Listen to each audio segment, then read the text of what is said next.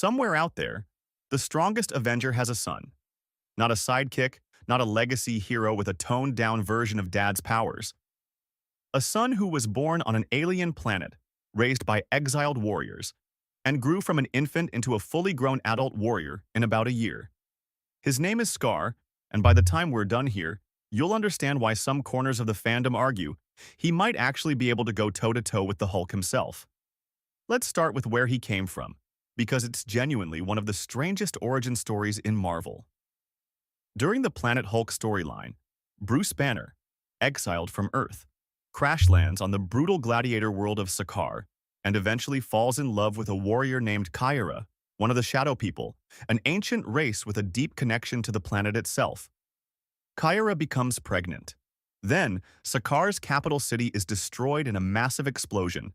Kyra is seemingly killed, and Hulk, believing his unborn child died with her, leaves the planet consumed with grief and rage, a rage that directly leads into the World War Hulk storyline back on Earth. Except, the child didn't die. Through the strange residual energy of the planet itself, a cocoon containing Hulk's son survives the blast. He emerges looking like a human child, and then something even stranger happens. He starts aging at an accelerated rate. Within about a year, that child grows into what looks like a fully mature adult. This is Skaar, and he grows up entirely on Skaar, never knowing his father, raised in the aftermath of a war, marked with tribal tattoos burned into his skin by his mother's people, the Shadow People, and taught to fight before he was even taught to speak. So what can this guy actually do? Let's go through it properly. First, the obvious part. He's the Hulk's son, so he inherited the gamma-powered strength, durability, and healing factor you'd expect. Skaar can lift somewhere in the range of 90 tons under normal conditions, and that's before factoring in the second half of his bloodline. In one storyline, he absorbs the kinetic energy of an entire city, something like 100 trillion tons worth, just to go a few rounds with his own father. He's tossed the Juggernaut clear into space with a single throw. He's traded blows directly with the Hulk in his Green Scar persona and walked away conscious. His healing factor lets him shrug off wounds that would be fatal to almost anyone else, and he doesn't need to breathe, eat, drink, or sleep to survive, which becomes very useful when you're occasionally getting punched into open space. But here's the part that actually makes Skaar interesting instead of just being Hulk with a sword: his mother's side of the family. Kyra wasn't just a warrior, she was one of the Shadow People, a race tied to something called the Old Power, a kind of living energy that runs through the entire planet of Skaar. Skaar inherited that connection too. Using the Old Power, he can turn his own skin harder than solid stone, manipulate rock and earth directly, control lava without being harmed by it, and at the height of his abilities on Skaar, he could sense the location and life force of every single living thing on the entire planet, and even read the history of violence and death written into the ground itself. It's essentially geokinesis fused with a form of retrocognition, and it's a power set that has nothing to do with gamma radiation at all. On top of the raw powers, Skaar is also just a genuinely skilled combatant. He's described as a self-trained weapons master, and his signature tool is a massive broadsword he wields with real precision, not just brute swinging.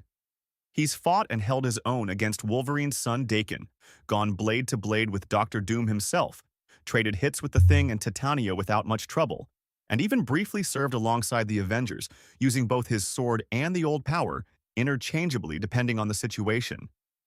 At one point, a teammate straight up asks him why he bothered using his sword when he had the Old Power available, and his answer is basically that the sword is just more fun. That's a guy who's confident enough in his own strength to fight some of the biggest threats on Earth with a piece of steel, purely because he prefers it. Skaar's power level got taken seriously enough in-universe that at points, he's ranked as one of the most dangerous beings on the planet, second really only to cosmic-tier threats like the Silver Surfer. And that's while mostly relying on physical combat rather than going full Old Power every time. And here's the twist that a lot of casual fans miss. Skaar isn't purely a villain or purely a hero. He's genuinely somewhere in between depending on the storyline. On Skaar, driven by grief and rage over his mother's death, he tries to wipe out an entire population of people he judged as killers. which is a very Hulk-like impulse taken to an extreme conclusion. But once he's exiled to Earth, he slowly starts training under Bruce Banner himself, fighting alongside the Avengers, protecting civilians during a nuclear plant meltdown, using the old power specifically to save lives, and eventually reconciling with his father in a scene that's honestly one of the more emotional father-son moments in Hulk comics. So why does this matter right now? Because Marvel has spent over a decade building out a version of the Hulk who is calmer, more controlled, more of a genius scientist than a rage monster. Skaar represents the exact opposite, a second-generation Hulk who combines his father's raw strength with an entirely separate alien power set, wrapped in the personality of someone raised by warriors on a planet that never stopped fighting. If Marvel ever wants to reintroduce real, unpredictable danger into the Hulk side of the universe without just making Bruce angry again, Skaar is sitting right there, fully formed, with a comic book history that's honestly been begging for a live-action adaptation for years. Let me know if you'd want to see Skaar show up in live action and drop your thoughts in the comments below.